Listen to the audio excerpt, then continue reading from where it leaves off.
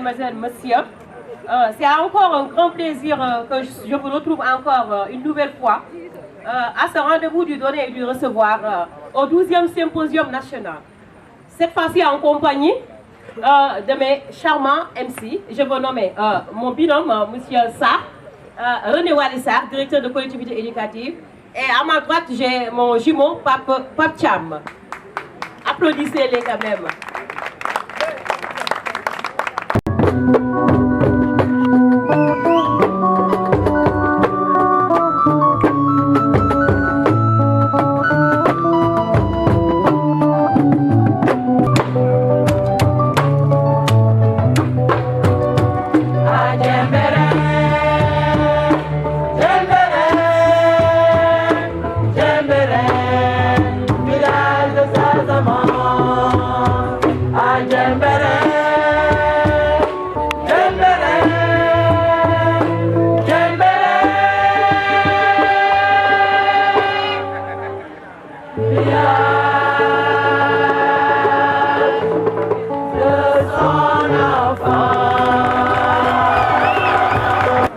Wow, donc Monsieur Diop Libas,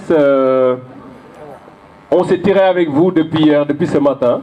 Il avait refusé de venir, on lui a dit, mais il faut que tu viennes. Parce qu'on l'a vu en tenue de sport, la main à la patte. Bah, peut-être qu'il a pris du CA5000 ou quoi, mais on le voit courir vite.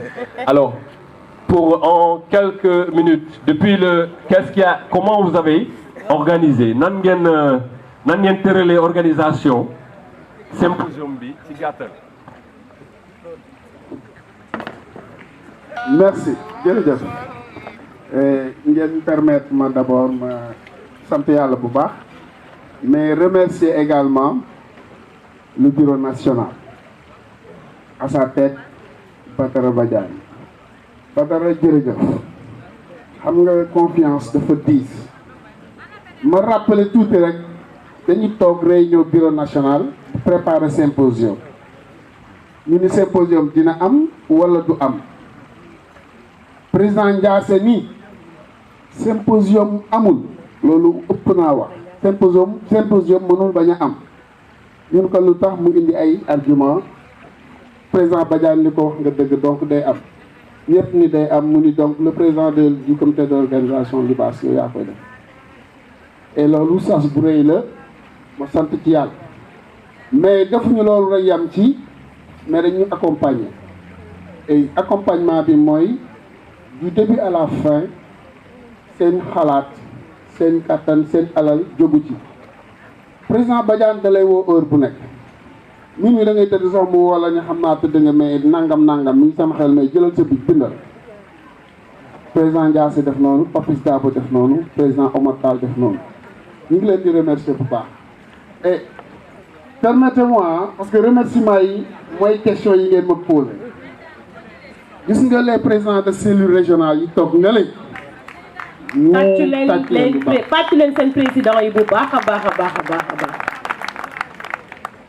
Je pense que Saint-Louis mi ngi toog Kaolack mi ngi toog Diourbel mi ngi nii Tambacounda Fat Bintou Cissé Kédougou Sédhiou ñi ngi toog bu ma fàttee ngeen wax ma de Fatick mi ngi nii ah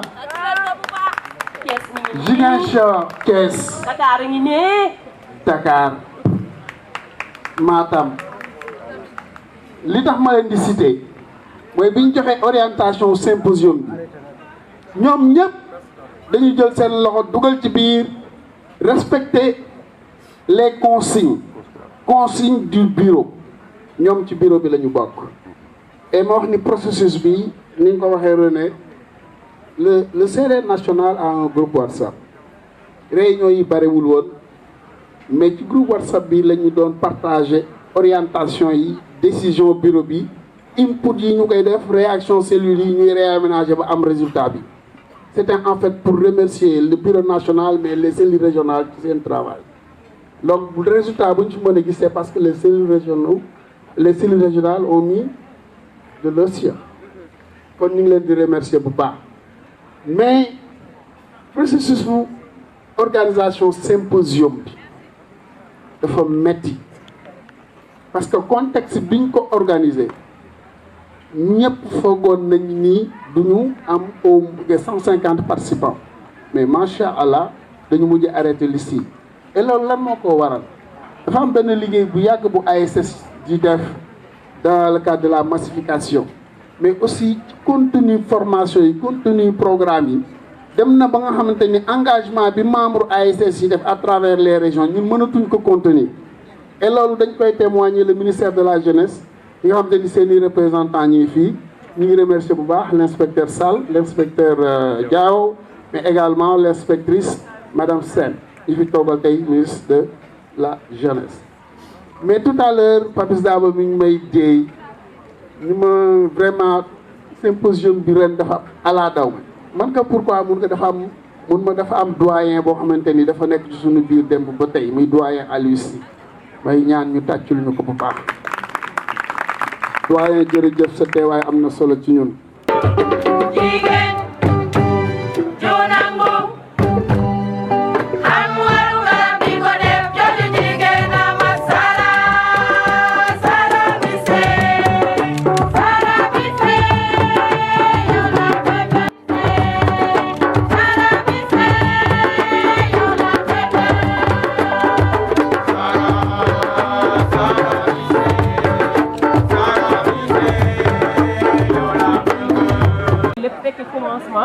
fekke aussi 12e bi bu ñu nee benn ba dem ba ne fukk ak ñaar defe naa ni foofu war nañ mën a def benn taxaw seetlu man question bi ma lay laaj nag mooy yow ban bilan tey bu ma la doon wax si lu gàtt nga mën a def depuis premier symposium ba ren 12e bi est-ce que ASS mu ngi gis boppam bu baax ci symposium bi. Asalaamaaleykum groupe presse pour ne pas citer individuellement les noms ñu ngi leen di nuyu ñu ngi leen di sant ñu ngi leen di gërëm ci liggéey bi ngeen def xam naa li nga laajte depuis premier symposium tey 12e ci lu gàtt du yomb waaye ndax ASS a ngi ciy gis boppam bu ñu ko bëggee gàttal dañ naan waaw. kon waaw.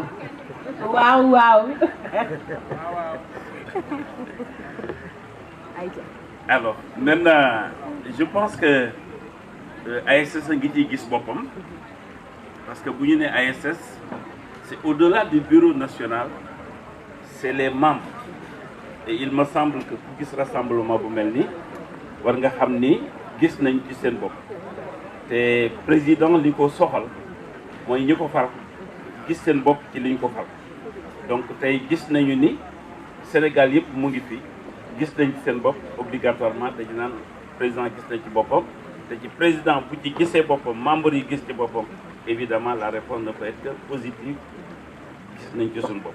Maintenant historiquement parlant wolof daf ni tegale bu jubee bool ba jiitoo tax moo tegu bu baax a baax.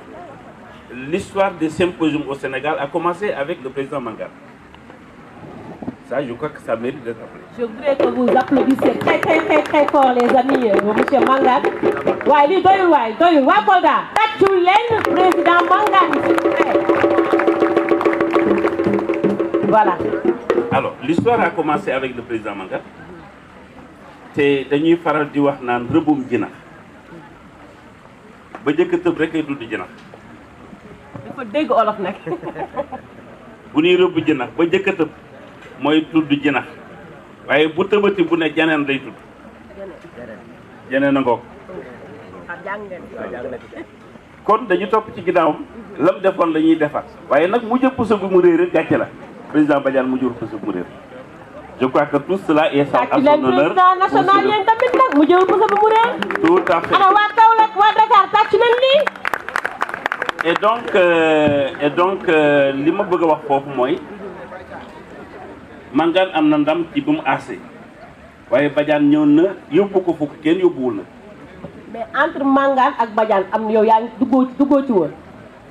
waaw jaar nañ fi mais ban fii jaaree ñoo newoon ci suñuy mbagg Badiane dafay faral di wax naan kii daa jàpp samay mbagg mais ñoom dañoo jàppoon samay mbagg ak samay ndigg ak samay tànk. et loolu nag moo jur lii li am solo li ma bëgg a wax mu jëwul pousse bu mu réer. Les jeunes qui sont là derrière nous et qui demain seront là, qui vont entendre l'appellation Monsieur le Président ou Madame la Présidente, ça se pourrait génnam. Maguette Ndiaye tey bu dikkoon Sénégal àdduna Badiane du defaraat toogaayam ci ASS Babacar Samba Ndiaye tey bu dellu si waat fii Badiane du defaraat programme ci ASS wallaay ndeysaan. ak ñeneen ak ñeneen ak ñeneen kon ñi ni xalal mooy ñi ci ginnaaw ci nga bokk ñeneen ci lañ bokk jël leen ci leçon seet nu ngeen koy améliorer pour que ëllëg du ñuy acam salaamaaleykum wa rahmatullah ay loxo dina mën a baax na. ba bàcc daal sa avis. macha allah tout d'abord dañuy dolli santaat yàlla bu baax mi ñu may après année Covid ñu fekk tey 2021 ba mën a tal organisation symposium bi nag ren vraiment dafa ala daw na ñu remercier vraiment table d'honneur bi ñee fa toog yëpp di ko dale ci président cat ba cat bàyyiwuma kenn damay bañ a lim di juum waa y compris le ministère les agents du ministère de la jeunesse tout le monde bàyyiwuma kenn remercier vraiment l'ensemble des cellules régionales ci seen participation bi ñu def fii tey rawatina orchestre du sud bi orchestre national de l'ASS du Sénégal macha allah chapeau ni ma gisee nag participation jigéen ñi jàmbaar lañu ah. il faut le dire. tàccu leen jigéen ñi waaye. jigéenu ASS jàmbaar lañu xool ko rek ci journée de la femme ñuy organiser lépp lu ASS organisé ba mu sosoo ba tey bu ci loxol jigéen bokkul réussite ba mu war a am du ko am. te jamono yi ñoom Ami Kolle ñoom Ami Demba ñoom Marème Penda ñoom tuuti ba ñun suñu génération ba génération bi ak génération future bi ñëw. la preuve xoolal secteur Pikine am na ko fa jóge boot doomam cofeel gi mu am ci ASS ak bëgg gi mu ko bëgg ak njàngat mi mu ciy am moo ko war jaral mu bàyyi fa këram tàggu jëkkëram boot doomam ñëw comme ni ko Maam Jaara Fay daan defee événement bu mës a am Maam Jaara du ko bëgg a raté assemblée générale symposium lu ne day ñëw boot doomam ñëw tey boo xoolee plateau bi nga xool salle bi présidence yu jigéen ñi ni mu ci amee solo ni mu ala daw me wee nga xam ne kon jigéenu ASS mention spéciale. tàccu leen jigéen ñi waay.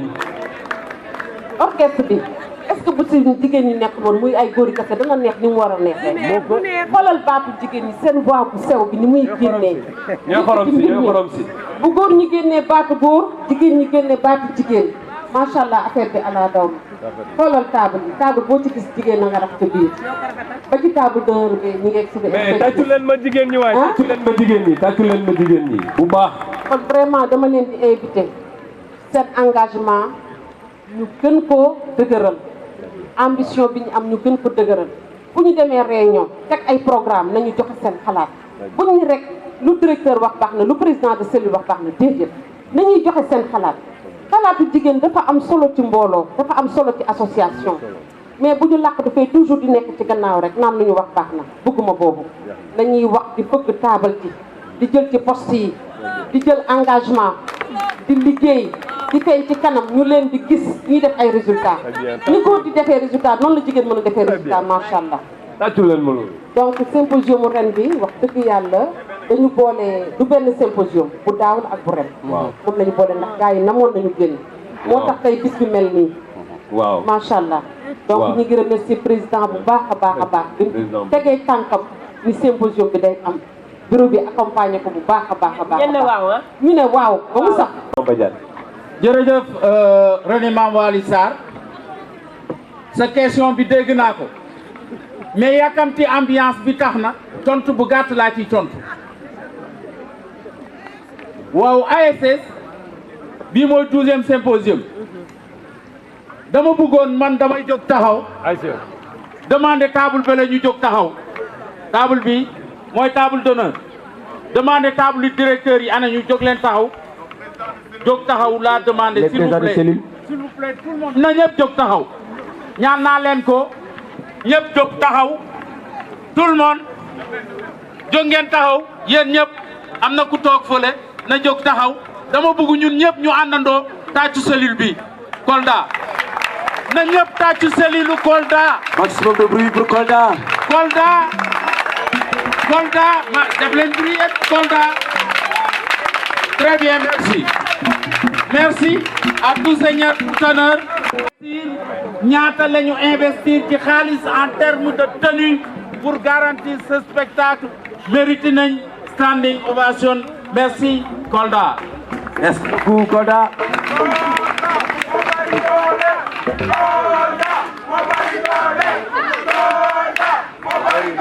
Loxo. Question bi tontu bi rek mooy Sénégal yëpp yàkkamti woon nañu corona bi jeex ba ñu dellu si waat yal na fi yem dama ne am na ay projet colonie de vacances yu taxaw dafa mel ni mbas mi day waaj a yéegaat ñaan leen yàlla mu yem fa ba ñu delluwaat colonie de vacances protocole bi taxaw na nit ñi pare nañu yal nañu yàlla dimbale ñu dellu ci colonie de vacances yéen seen question bi nag suba laa leen di tontu wasalaam.